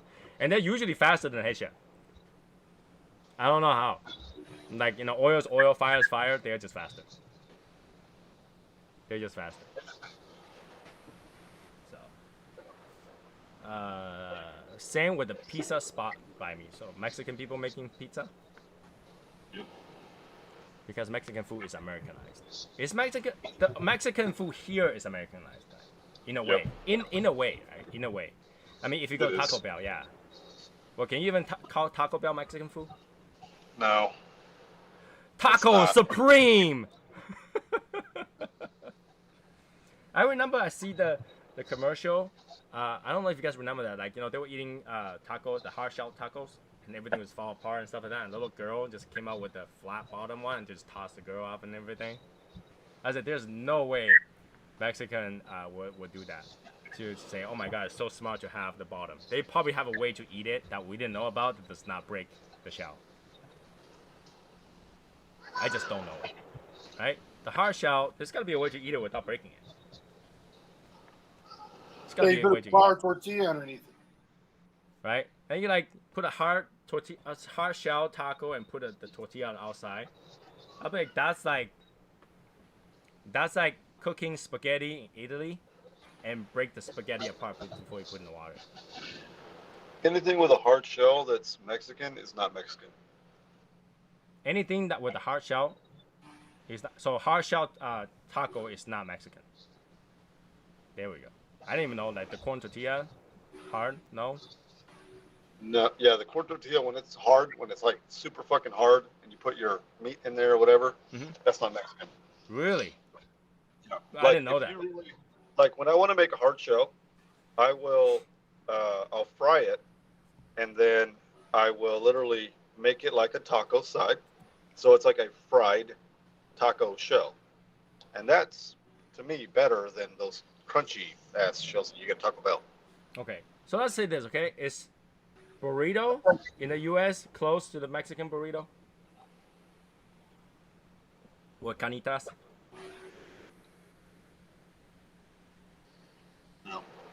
No? A lot of that stuff became popular in the U.S. You don't see a lot of that shit in Mexico. Like, okay, on tacos, you do not put cheese on your tacos. Okay, that I can understand. Unless it's like the white crumbling cheese. Okay, do they put beans? Yeah. So they put catina, Not in your tacos, no. they put carnitas, they put salsa. Cilantro, okay, carnitas, salsa, cilantro, and onions. That's it. That's your taco. But you say some people will put beans. Not in tacos, no. Not in They'll put 'em on tacos? the How about rice? No. No? Rice is like No a rice. filler, right? You don't see burritos in Mexico. It's mainly USA. So there's no burritos in Mexico. How about quesadilla? Where did we get the name burrito from then? I don't know. That's a legit question. I mean, that's legit, right? Where I did thought the name burrito is just the name of that size of tortilla. Like that size of tortilla is called burrito. But I don't know. Is it? I don't know. I thought that was. Okay, so here's how we eat with the flour tortilla. What you call a burrito? Mhm. You literally tear pieces of the tortilla, the flour tortilla, and you use that, and you scoop up the meats, and you eat it like that. So it's like India. That is Actually, how no, you Ethiopian. eat tortilla. Ethiopian eats like that. They just take a piece So- of bread and then just. Come on, man. The burrito was invented in Chihuahua, Mexico, man. Is it? Well, Yeah, Juan Mendez wrapped his food in flour tortillas to keep it warm and transport it on a small donkey. I did not know that. Tacos will be soft and all greasy because warm up in oil. That I can understand. Chinese food, we have the pancake where we were just cooking oil and just put whatever in there, eat it. Burrito means little donkey. So yeah, that's probably the reason, because you said somebody transported. I Burrito guess. is American term. I don't know that. That's different. That's different. But that's not what Google says. Well, yeah. See, if it's on Google, it must be true too. So Google's Americanized. But yeah, if you literally go to a Hispanic restaurant or a home or restaurant, whatever, you will literally see people using the flour tortilla, cutting it up into little pieces, and like using that to scoop up whatever they want to eat. I have never seen that yet. Internally in a Mexican restaurant. But I can totally see that. I mean, because eating like that, the whole entire burrito is just not the way. I've never seen a Mexican eating like that. Like they've got this little tortilla holder that you basically put your tortillas in. They get like a little lid, and you just use that to like tear little pieces off and scoop it and put it in your mouth and eat it. What about fajita? Fajitas, yeah, I mean, it's like a taco. It's just with flour tortilla. But over here it's like that, right? So you get the Like you get the tortilla, like you have your meats, like they cook it like on like the little thing, and they bring you your tortillas on the side, and then you literally just take them out. It's like when you go to Chili's. Basically, they bring you the tortillas, you like scoop up your meats or whatever you want in there, peppers, and you eat it. But it's not like if you were to go to a restaurant and they serve it that way. You literally, they bring you what you're gonna eat, and then you make it however you want to eat it. So is it normal for Mexican people to eat rice then? Yeah, I mean they'll have rice on the side. Like my grandmother used to make a big ass pot of rice, and then she would always put it on the sides. So you basically just have your sides, but your meats are like in the middle of the plate, and then she'll bring tortillas and lay them out, and you just grab your tortillas. But how do you and eat the rice though? I mean with a fork or a spoon. No shit. You just eat Do you it just that way. scoop it and just eat it with just rice? Yeah, unless you want to use a tortilla and just do that. Okay, so they do put it in the tortilla and eat it. No, they tear pieces off a tortilla and then scoop it and eat it. Okay. Yeah, it's different. Like I said, I haven't seen a lot of Mexican people eating. Like, it's weird because I've never seen a Mexican walk into like Chipotle. He's sounding like what he's describing is like the way Mediterranean folks eat with naan. Yeah, that's what I'm saying. Like, it sounds like Ethiopian food. Yeah. Like they Like don't I've give got you you. knives and fork. They just give you bread or like sheets of bread, like tortilla. Stuff. Yeah. So I don't know. I've gone to Ethiopian restaurants and that's just how it is. They just bring you your food. You don't have utensils. I guarantee if anybody ever meet my wife and ask my wife what does she remember from a Ethiopian restaurant, she will say, "Please do not touch the table." I don't know about this. We went to one Ethiopian restaurant. They have this really weird table, woven table, and I was playing with it, and the guy literally came over and said, "Please do not play with the table." And that's the only thing I remember. Because their food tastes like Chinese food. I'm not even kidding. Their food tastes like Chinese food. So it's different. It's different. But yeah, you know, how sad. Like, we have all the material. We have overabundance of a material in the U.S. Yet we cannot make anything authentic. Not even the pizza is authentic in the U.S. Right? Not even pizza is authentic. Not even hamburger is authentic in the U.S. Right? Not even fried chicken is authentic in the U.S. Oh, you know what's really funny? My wife told me this. Because she's been eating that Burger King chicken sandwich. So she's like, did you know KFC have chicken sandwich? I was like, really? Did you just tell me that? KFC has chicken sandwich. KFC had chicken sandwich for over 20 years. She's like, no. Like, they advertise that they have chicken sandwich. I was like, chicken is all they sell. I'm pretty sure they have chicken sandwich.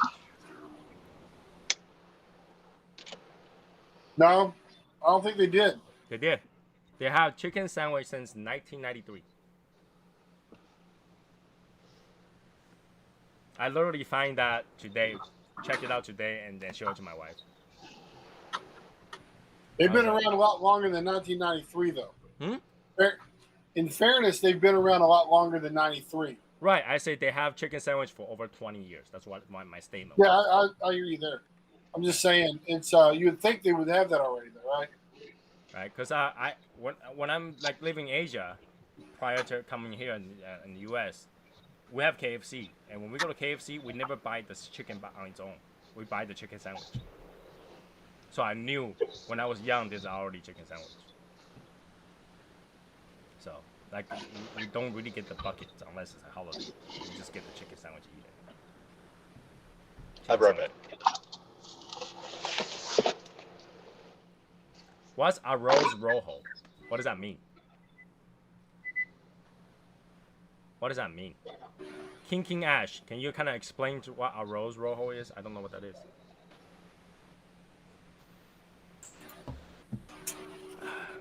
Red rice. Red rice is pretty good. We have red rice, purple rice. What? So arroz rojo means red rice? Okay, thank you. Spanish rice. You know, I've never went to a Spanish restaurant that eats red rice.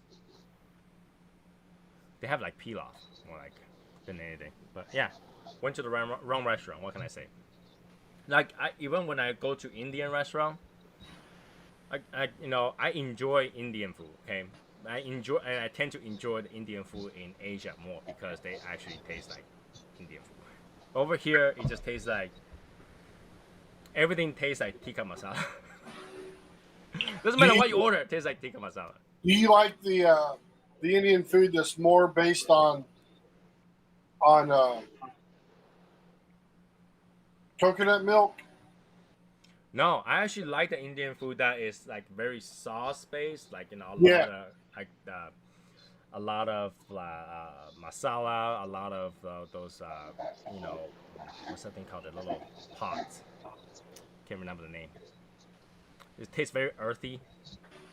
So there's like, I know there to be like two distinct versions or types of Indian food, and I'm not.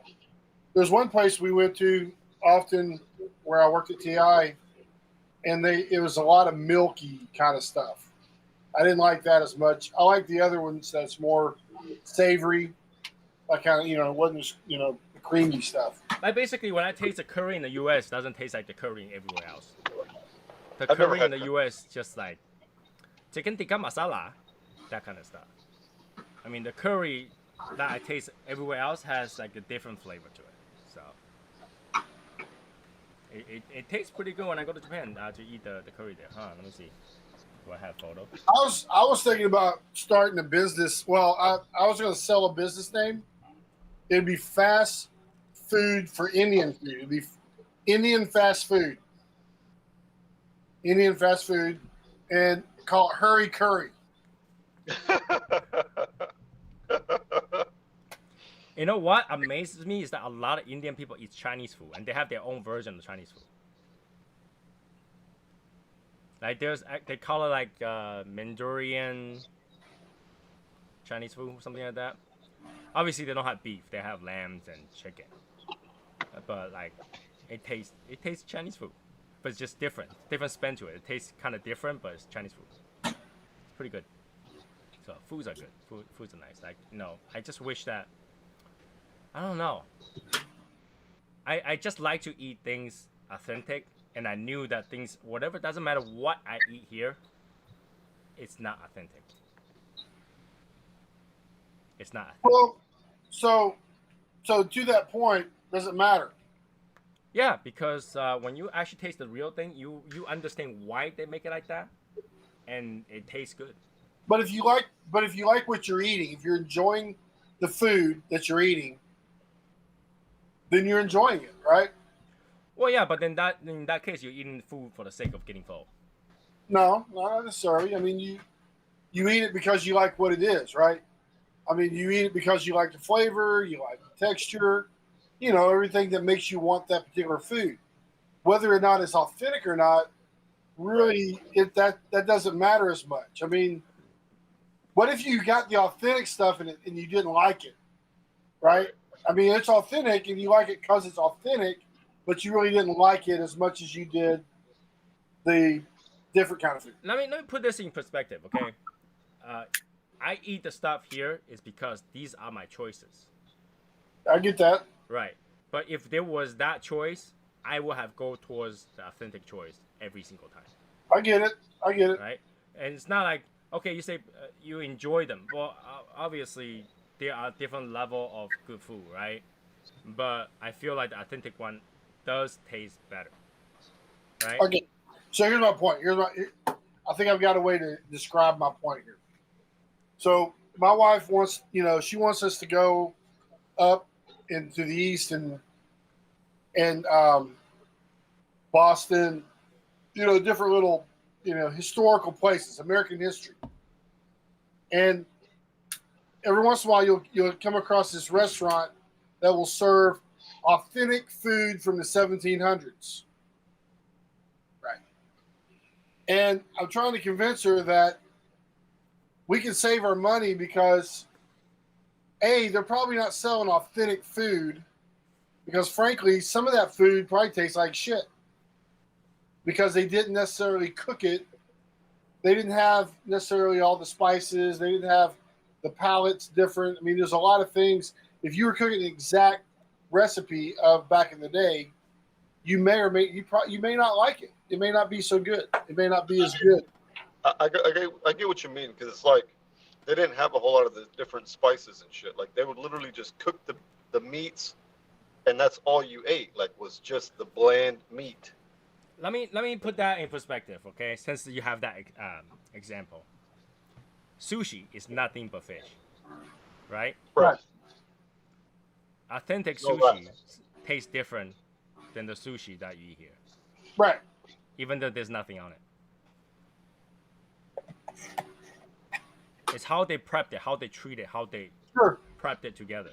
So there is a difference. All right? When I say authentic, I'm talking about two of the same dish. Right? When you say authentic 1800s food, whatever that is, right?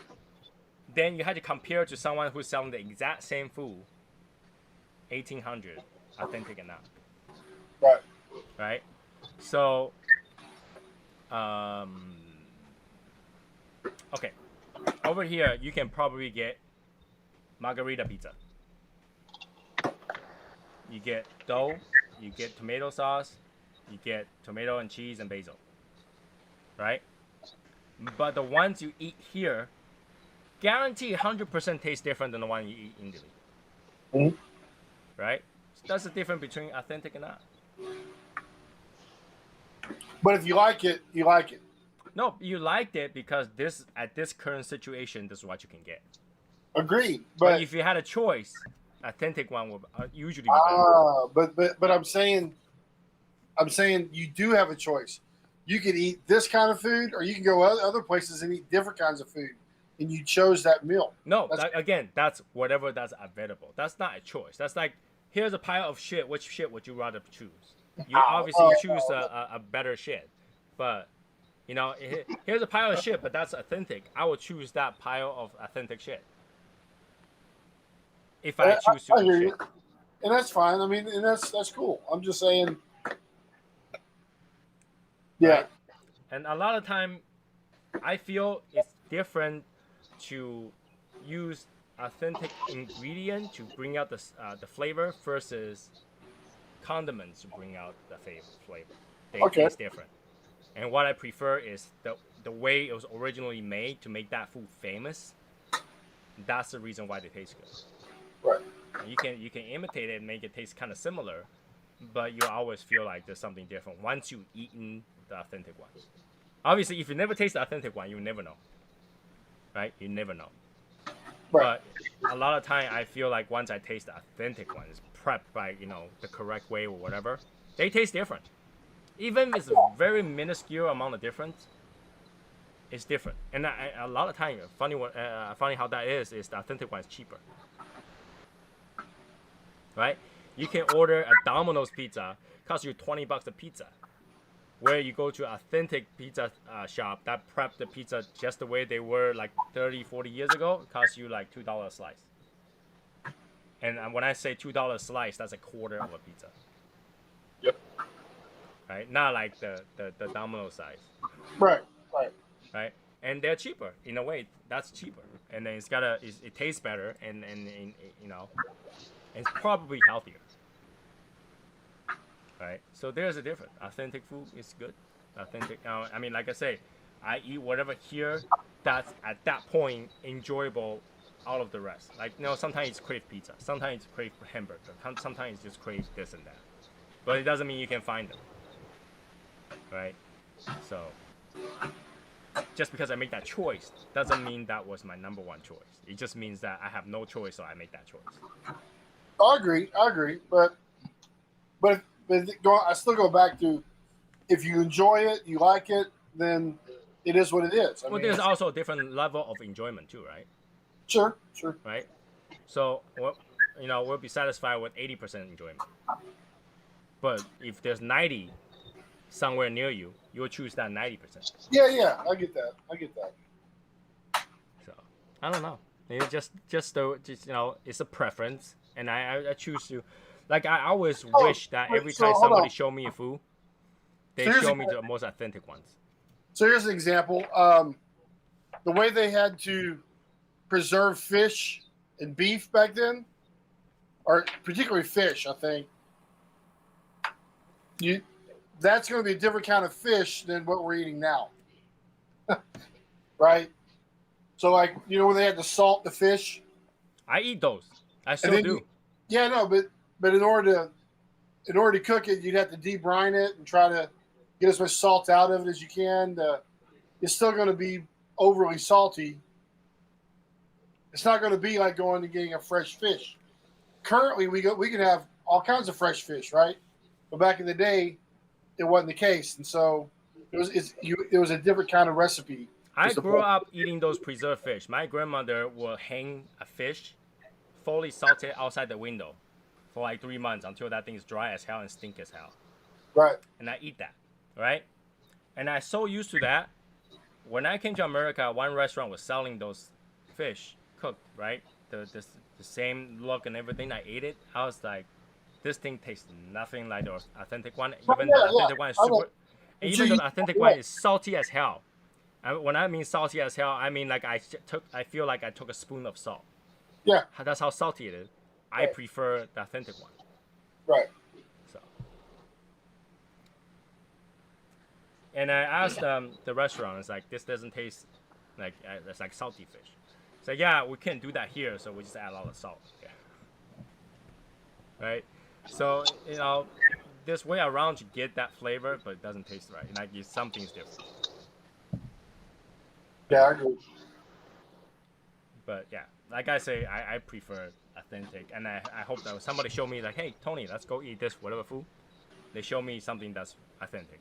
Even if it tastes like shit, I'll still probably enjoy it. Because now I know how it tastes like and the reason behind why it tastes like. Right? That's you know. Yeah, you learn from it. You learn. A lot more value in the food. I'll be very satisfied. Anyways, there goes the Wednesday. So let's do announcements. Reminder: the ticket swag kit is due July 20th. We have about like 6 people that pay already, out of 40.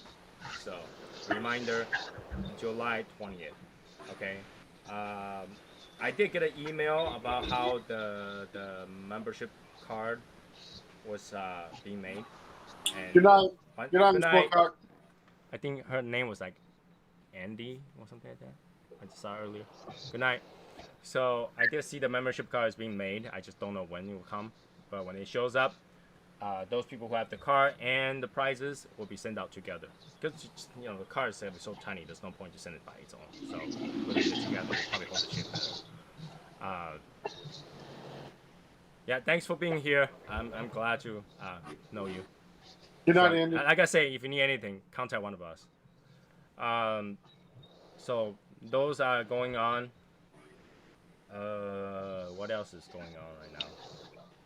Saturday, we probably won't have a show because I will be out in the lounge. But if there's anything to stream from the lounge, we'll probably will. We'll probably will do that. Okay. Let's see. I don't think there's anything else going on other than those. If you're going to the event, make sure you already have it settled now. Like if you haven't booked a hotel and stuff like that, deal with it now. Okay. I will say that it's better to do it now than later, especially something like a flight ticket. The tickets that only get more expensive as you go through summer. Okay, do that now. Don't wait. If you're not sure about where to stay and all that stuff, and then like your arrival time, try to tell us what your arrival time is, because chances are somebody else is arriving at the same time. That way we don't have to go back and forth, just pick up one person. Like some people can wait, some people can get there on time. So one car or 2 cars. If all of us had to be there, we do that. But it's better to know the time, so we don't have to go back and forth. Right? That's about it. Now, yeah, make sure you save some money. You still end up spending money when you get there, so make sure you save up money. Like I say, right now is the perfect time to apply your credit card. Right?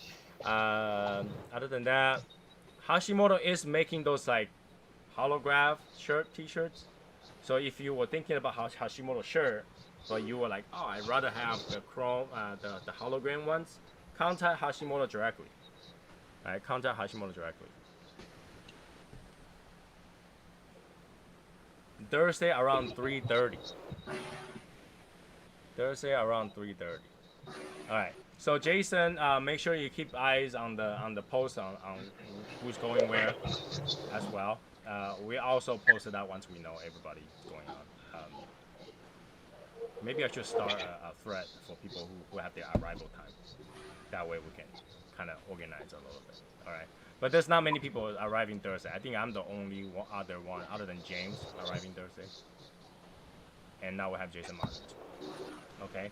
So think about that. So if you know when you're arriving, post it so people know, so we can. I think Martin's are also arriving Thursday, right? No, I'm arriving Friday in the Friday at Friday morning. 7:30. Friday morning. Yeah, so I'll be picking up Sherry and Val. Yeah. So make sure you put that out there. So I know it's some people haven't decided yet and all that stuff, but if you gotta choose a time to arrive, based on the events that we're going to do, try to arrive on Friday morning, latest. Yeah. Because we're gonna raid Cigar City and stuff like that. Try to arrive at that time. Okay. I think that's it. Anything else? Questions? Concerns? No? All right. So in that case, we're done for today, and I will see you guys sometime next week. Okay? Me, James, at the same hotel. Cool. All right. So if you are going to the Philadelphia meet and you gotta be there Friday night, hit me up. We might be able to go get some food together because I have no idea what's there. All right. So also that put out there. So yeah, if you're going to the meet, I will see you guys Friday night, Saturday afternoon, whatever. If other than that, I'll see you guys next week. Have a good night, guys. Bye. Oh, we got an outro now.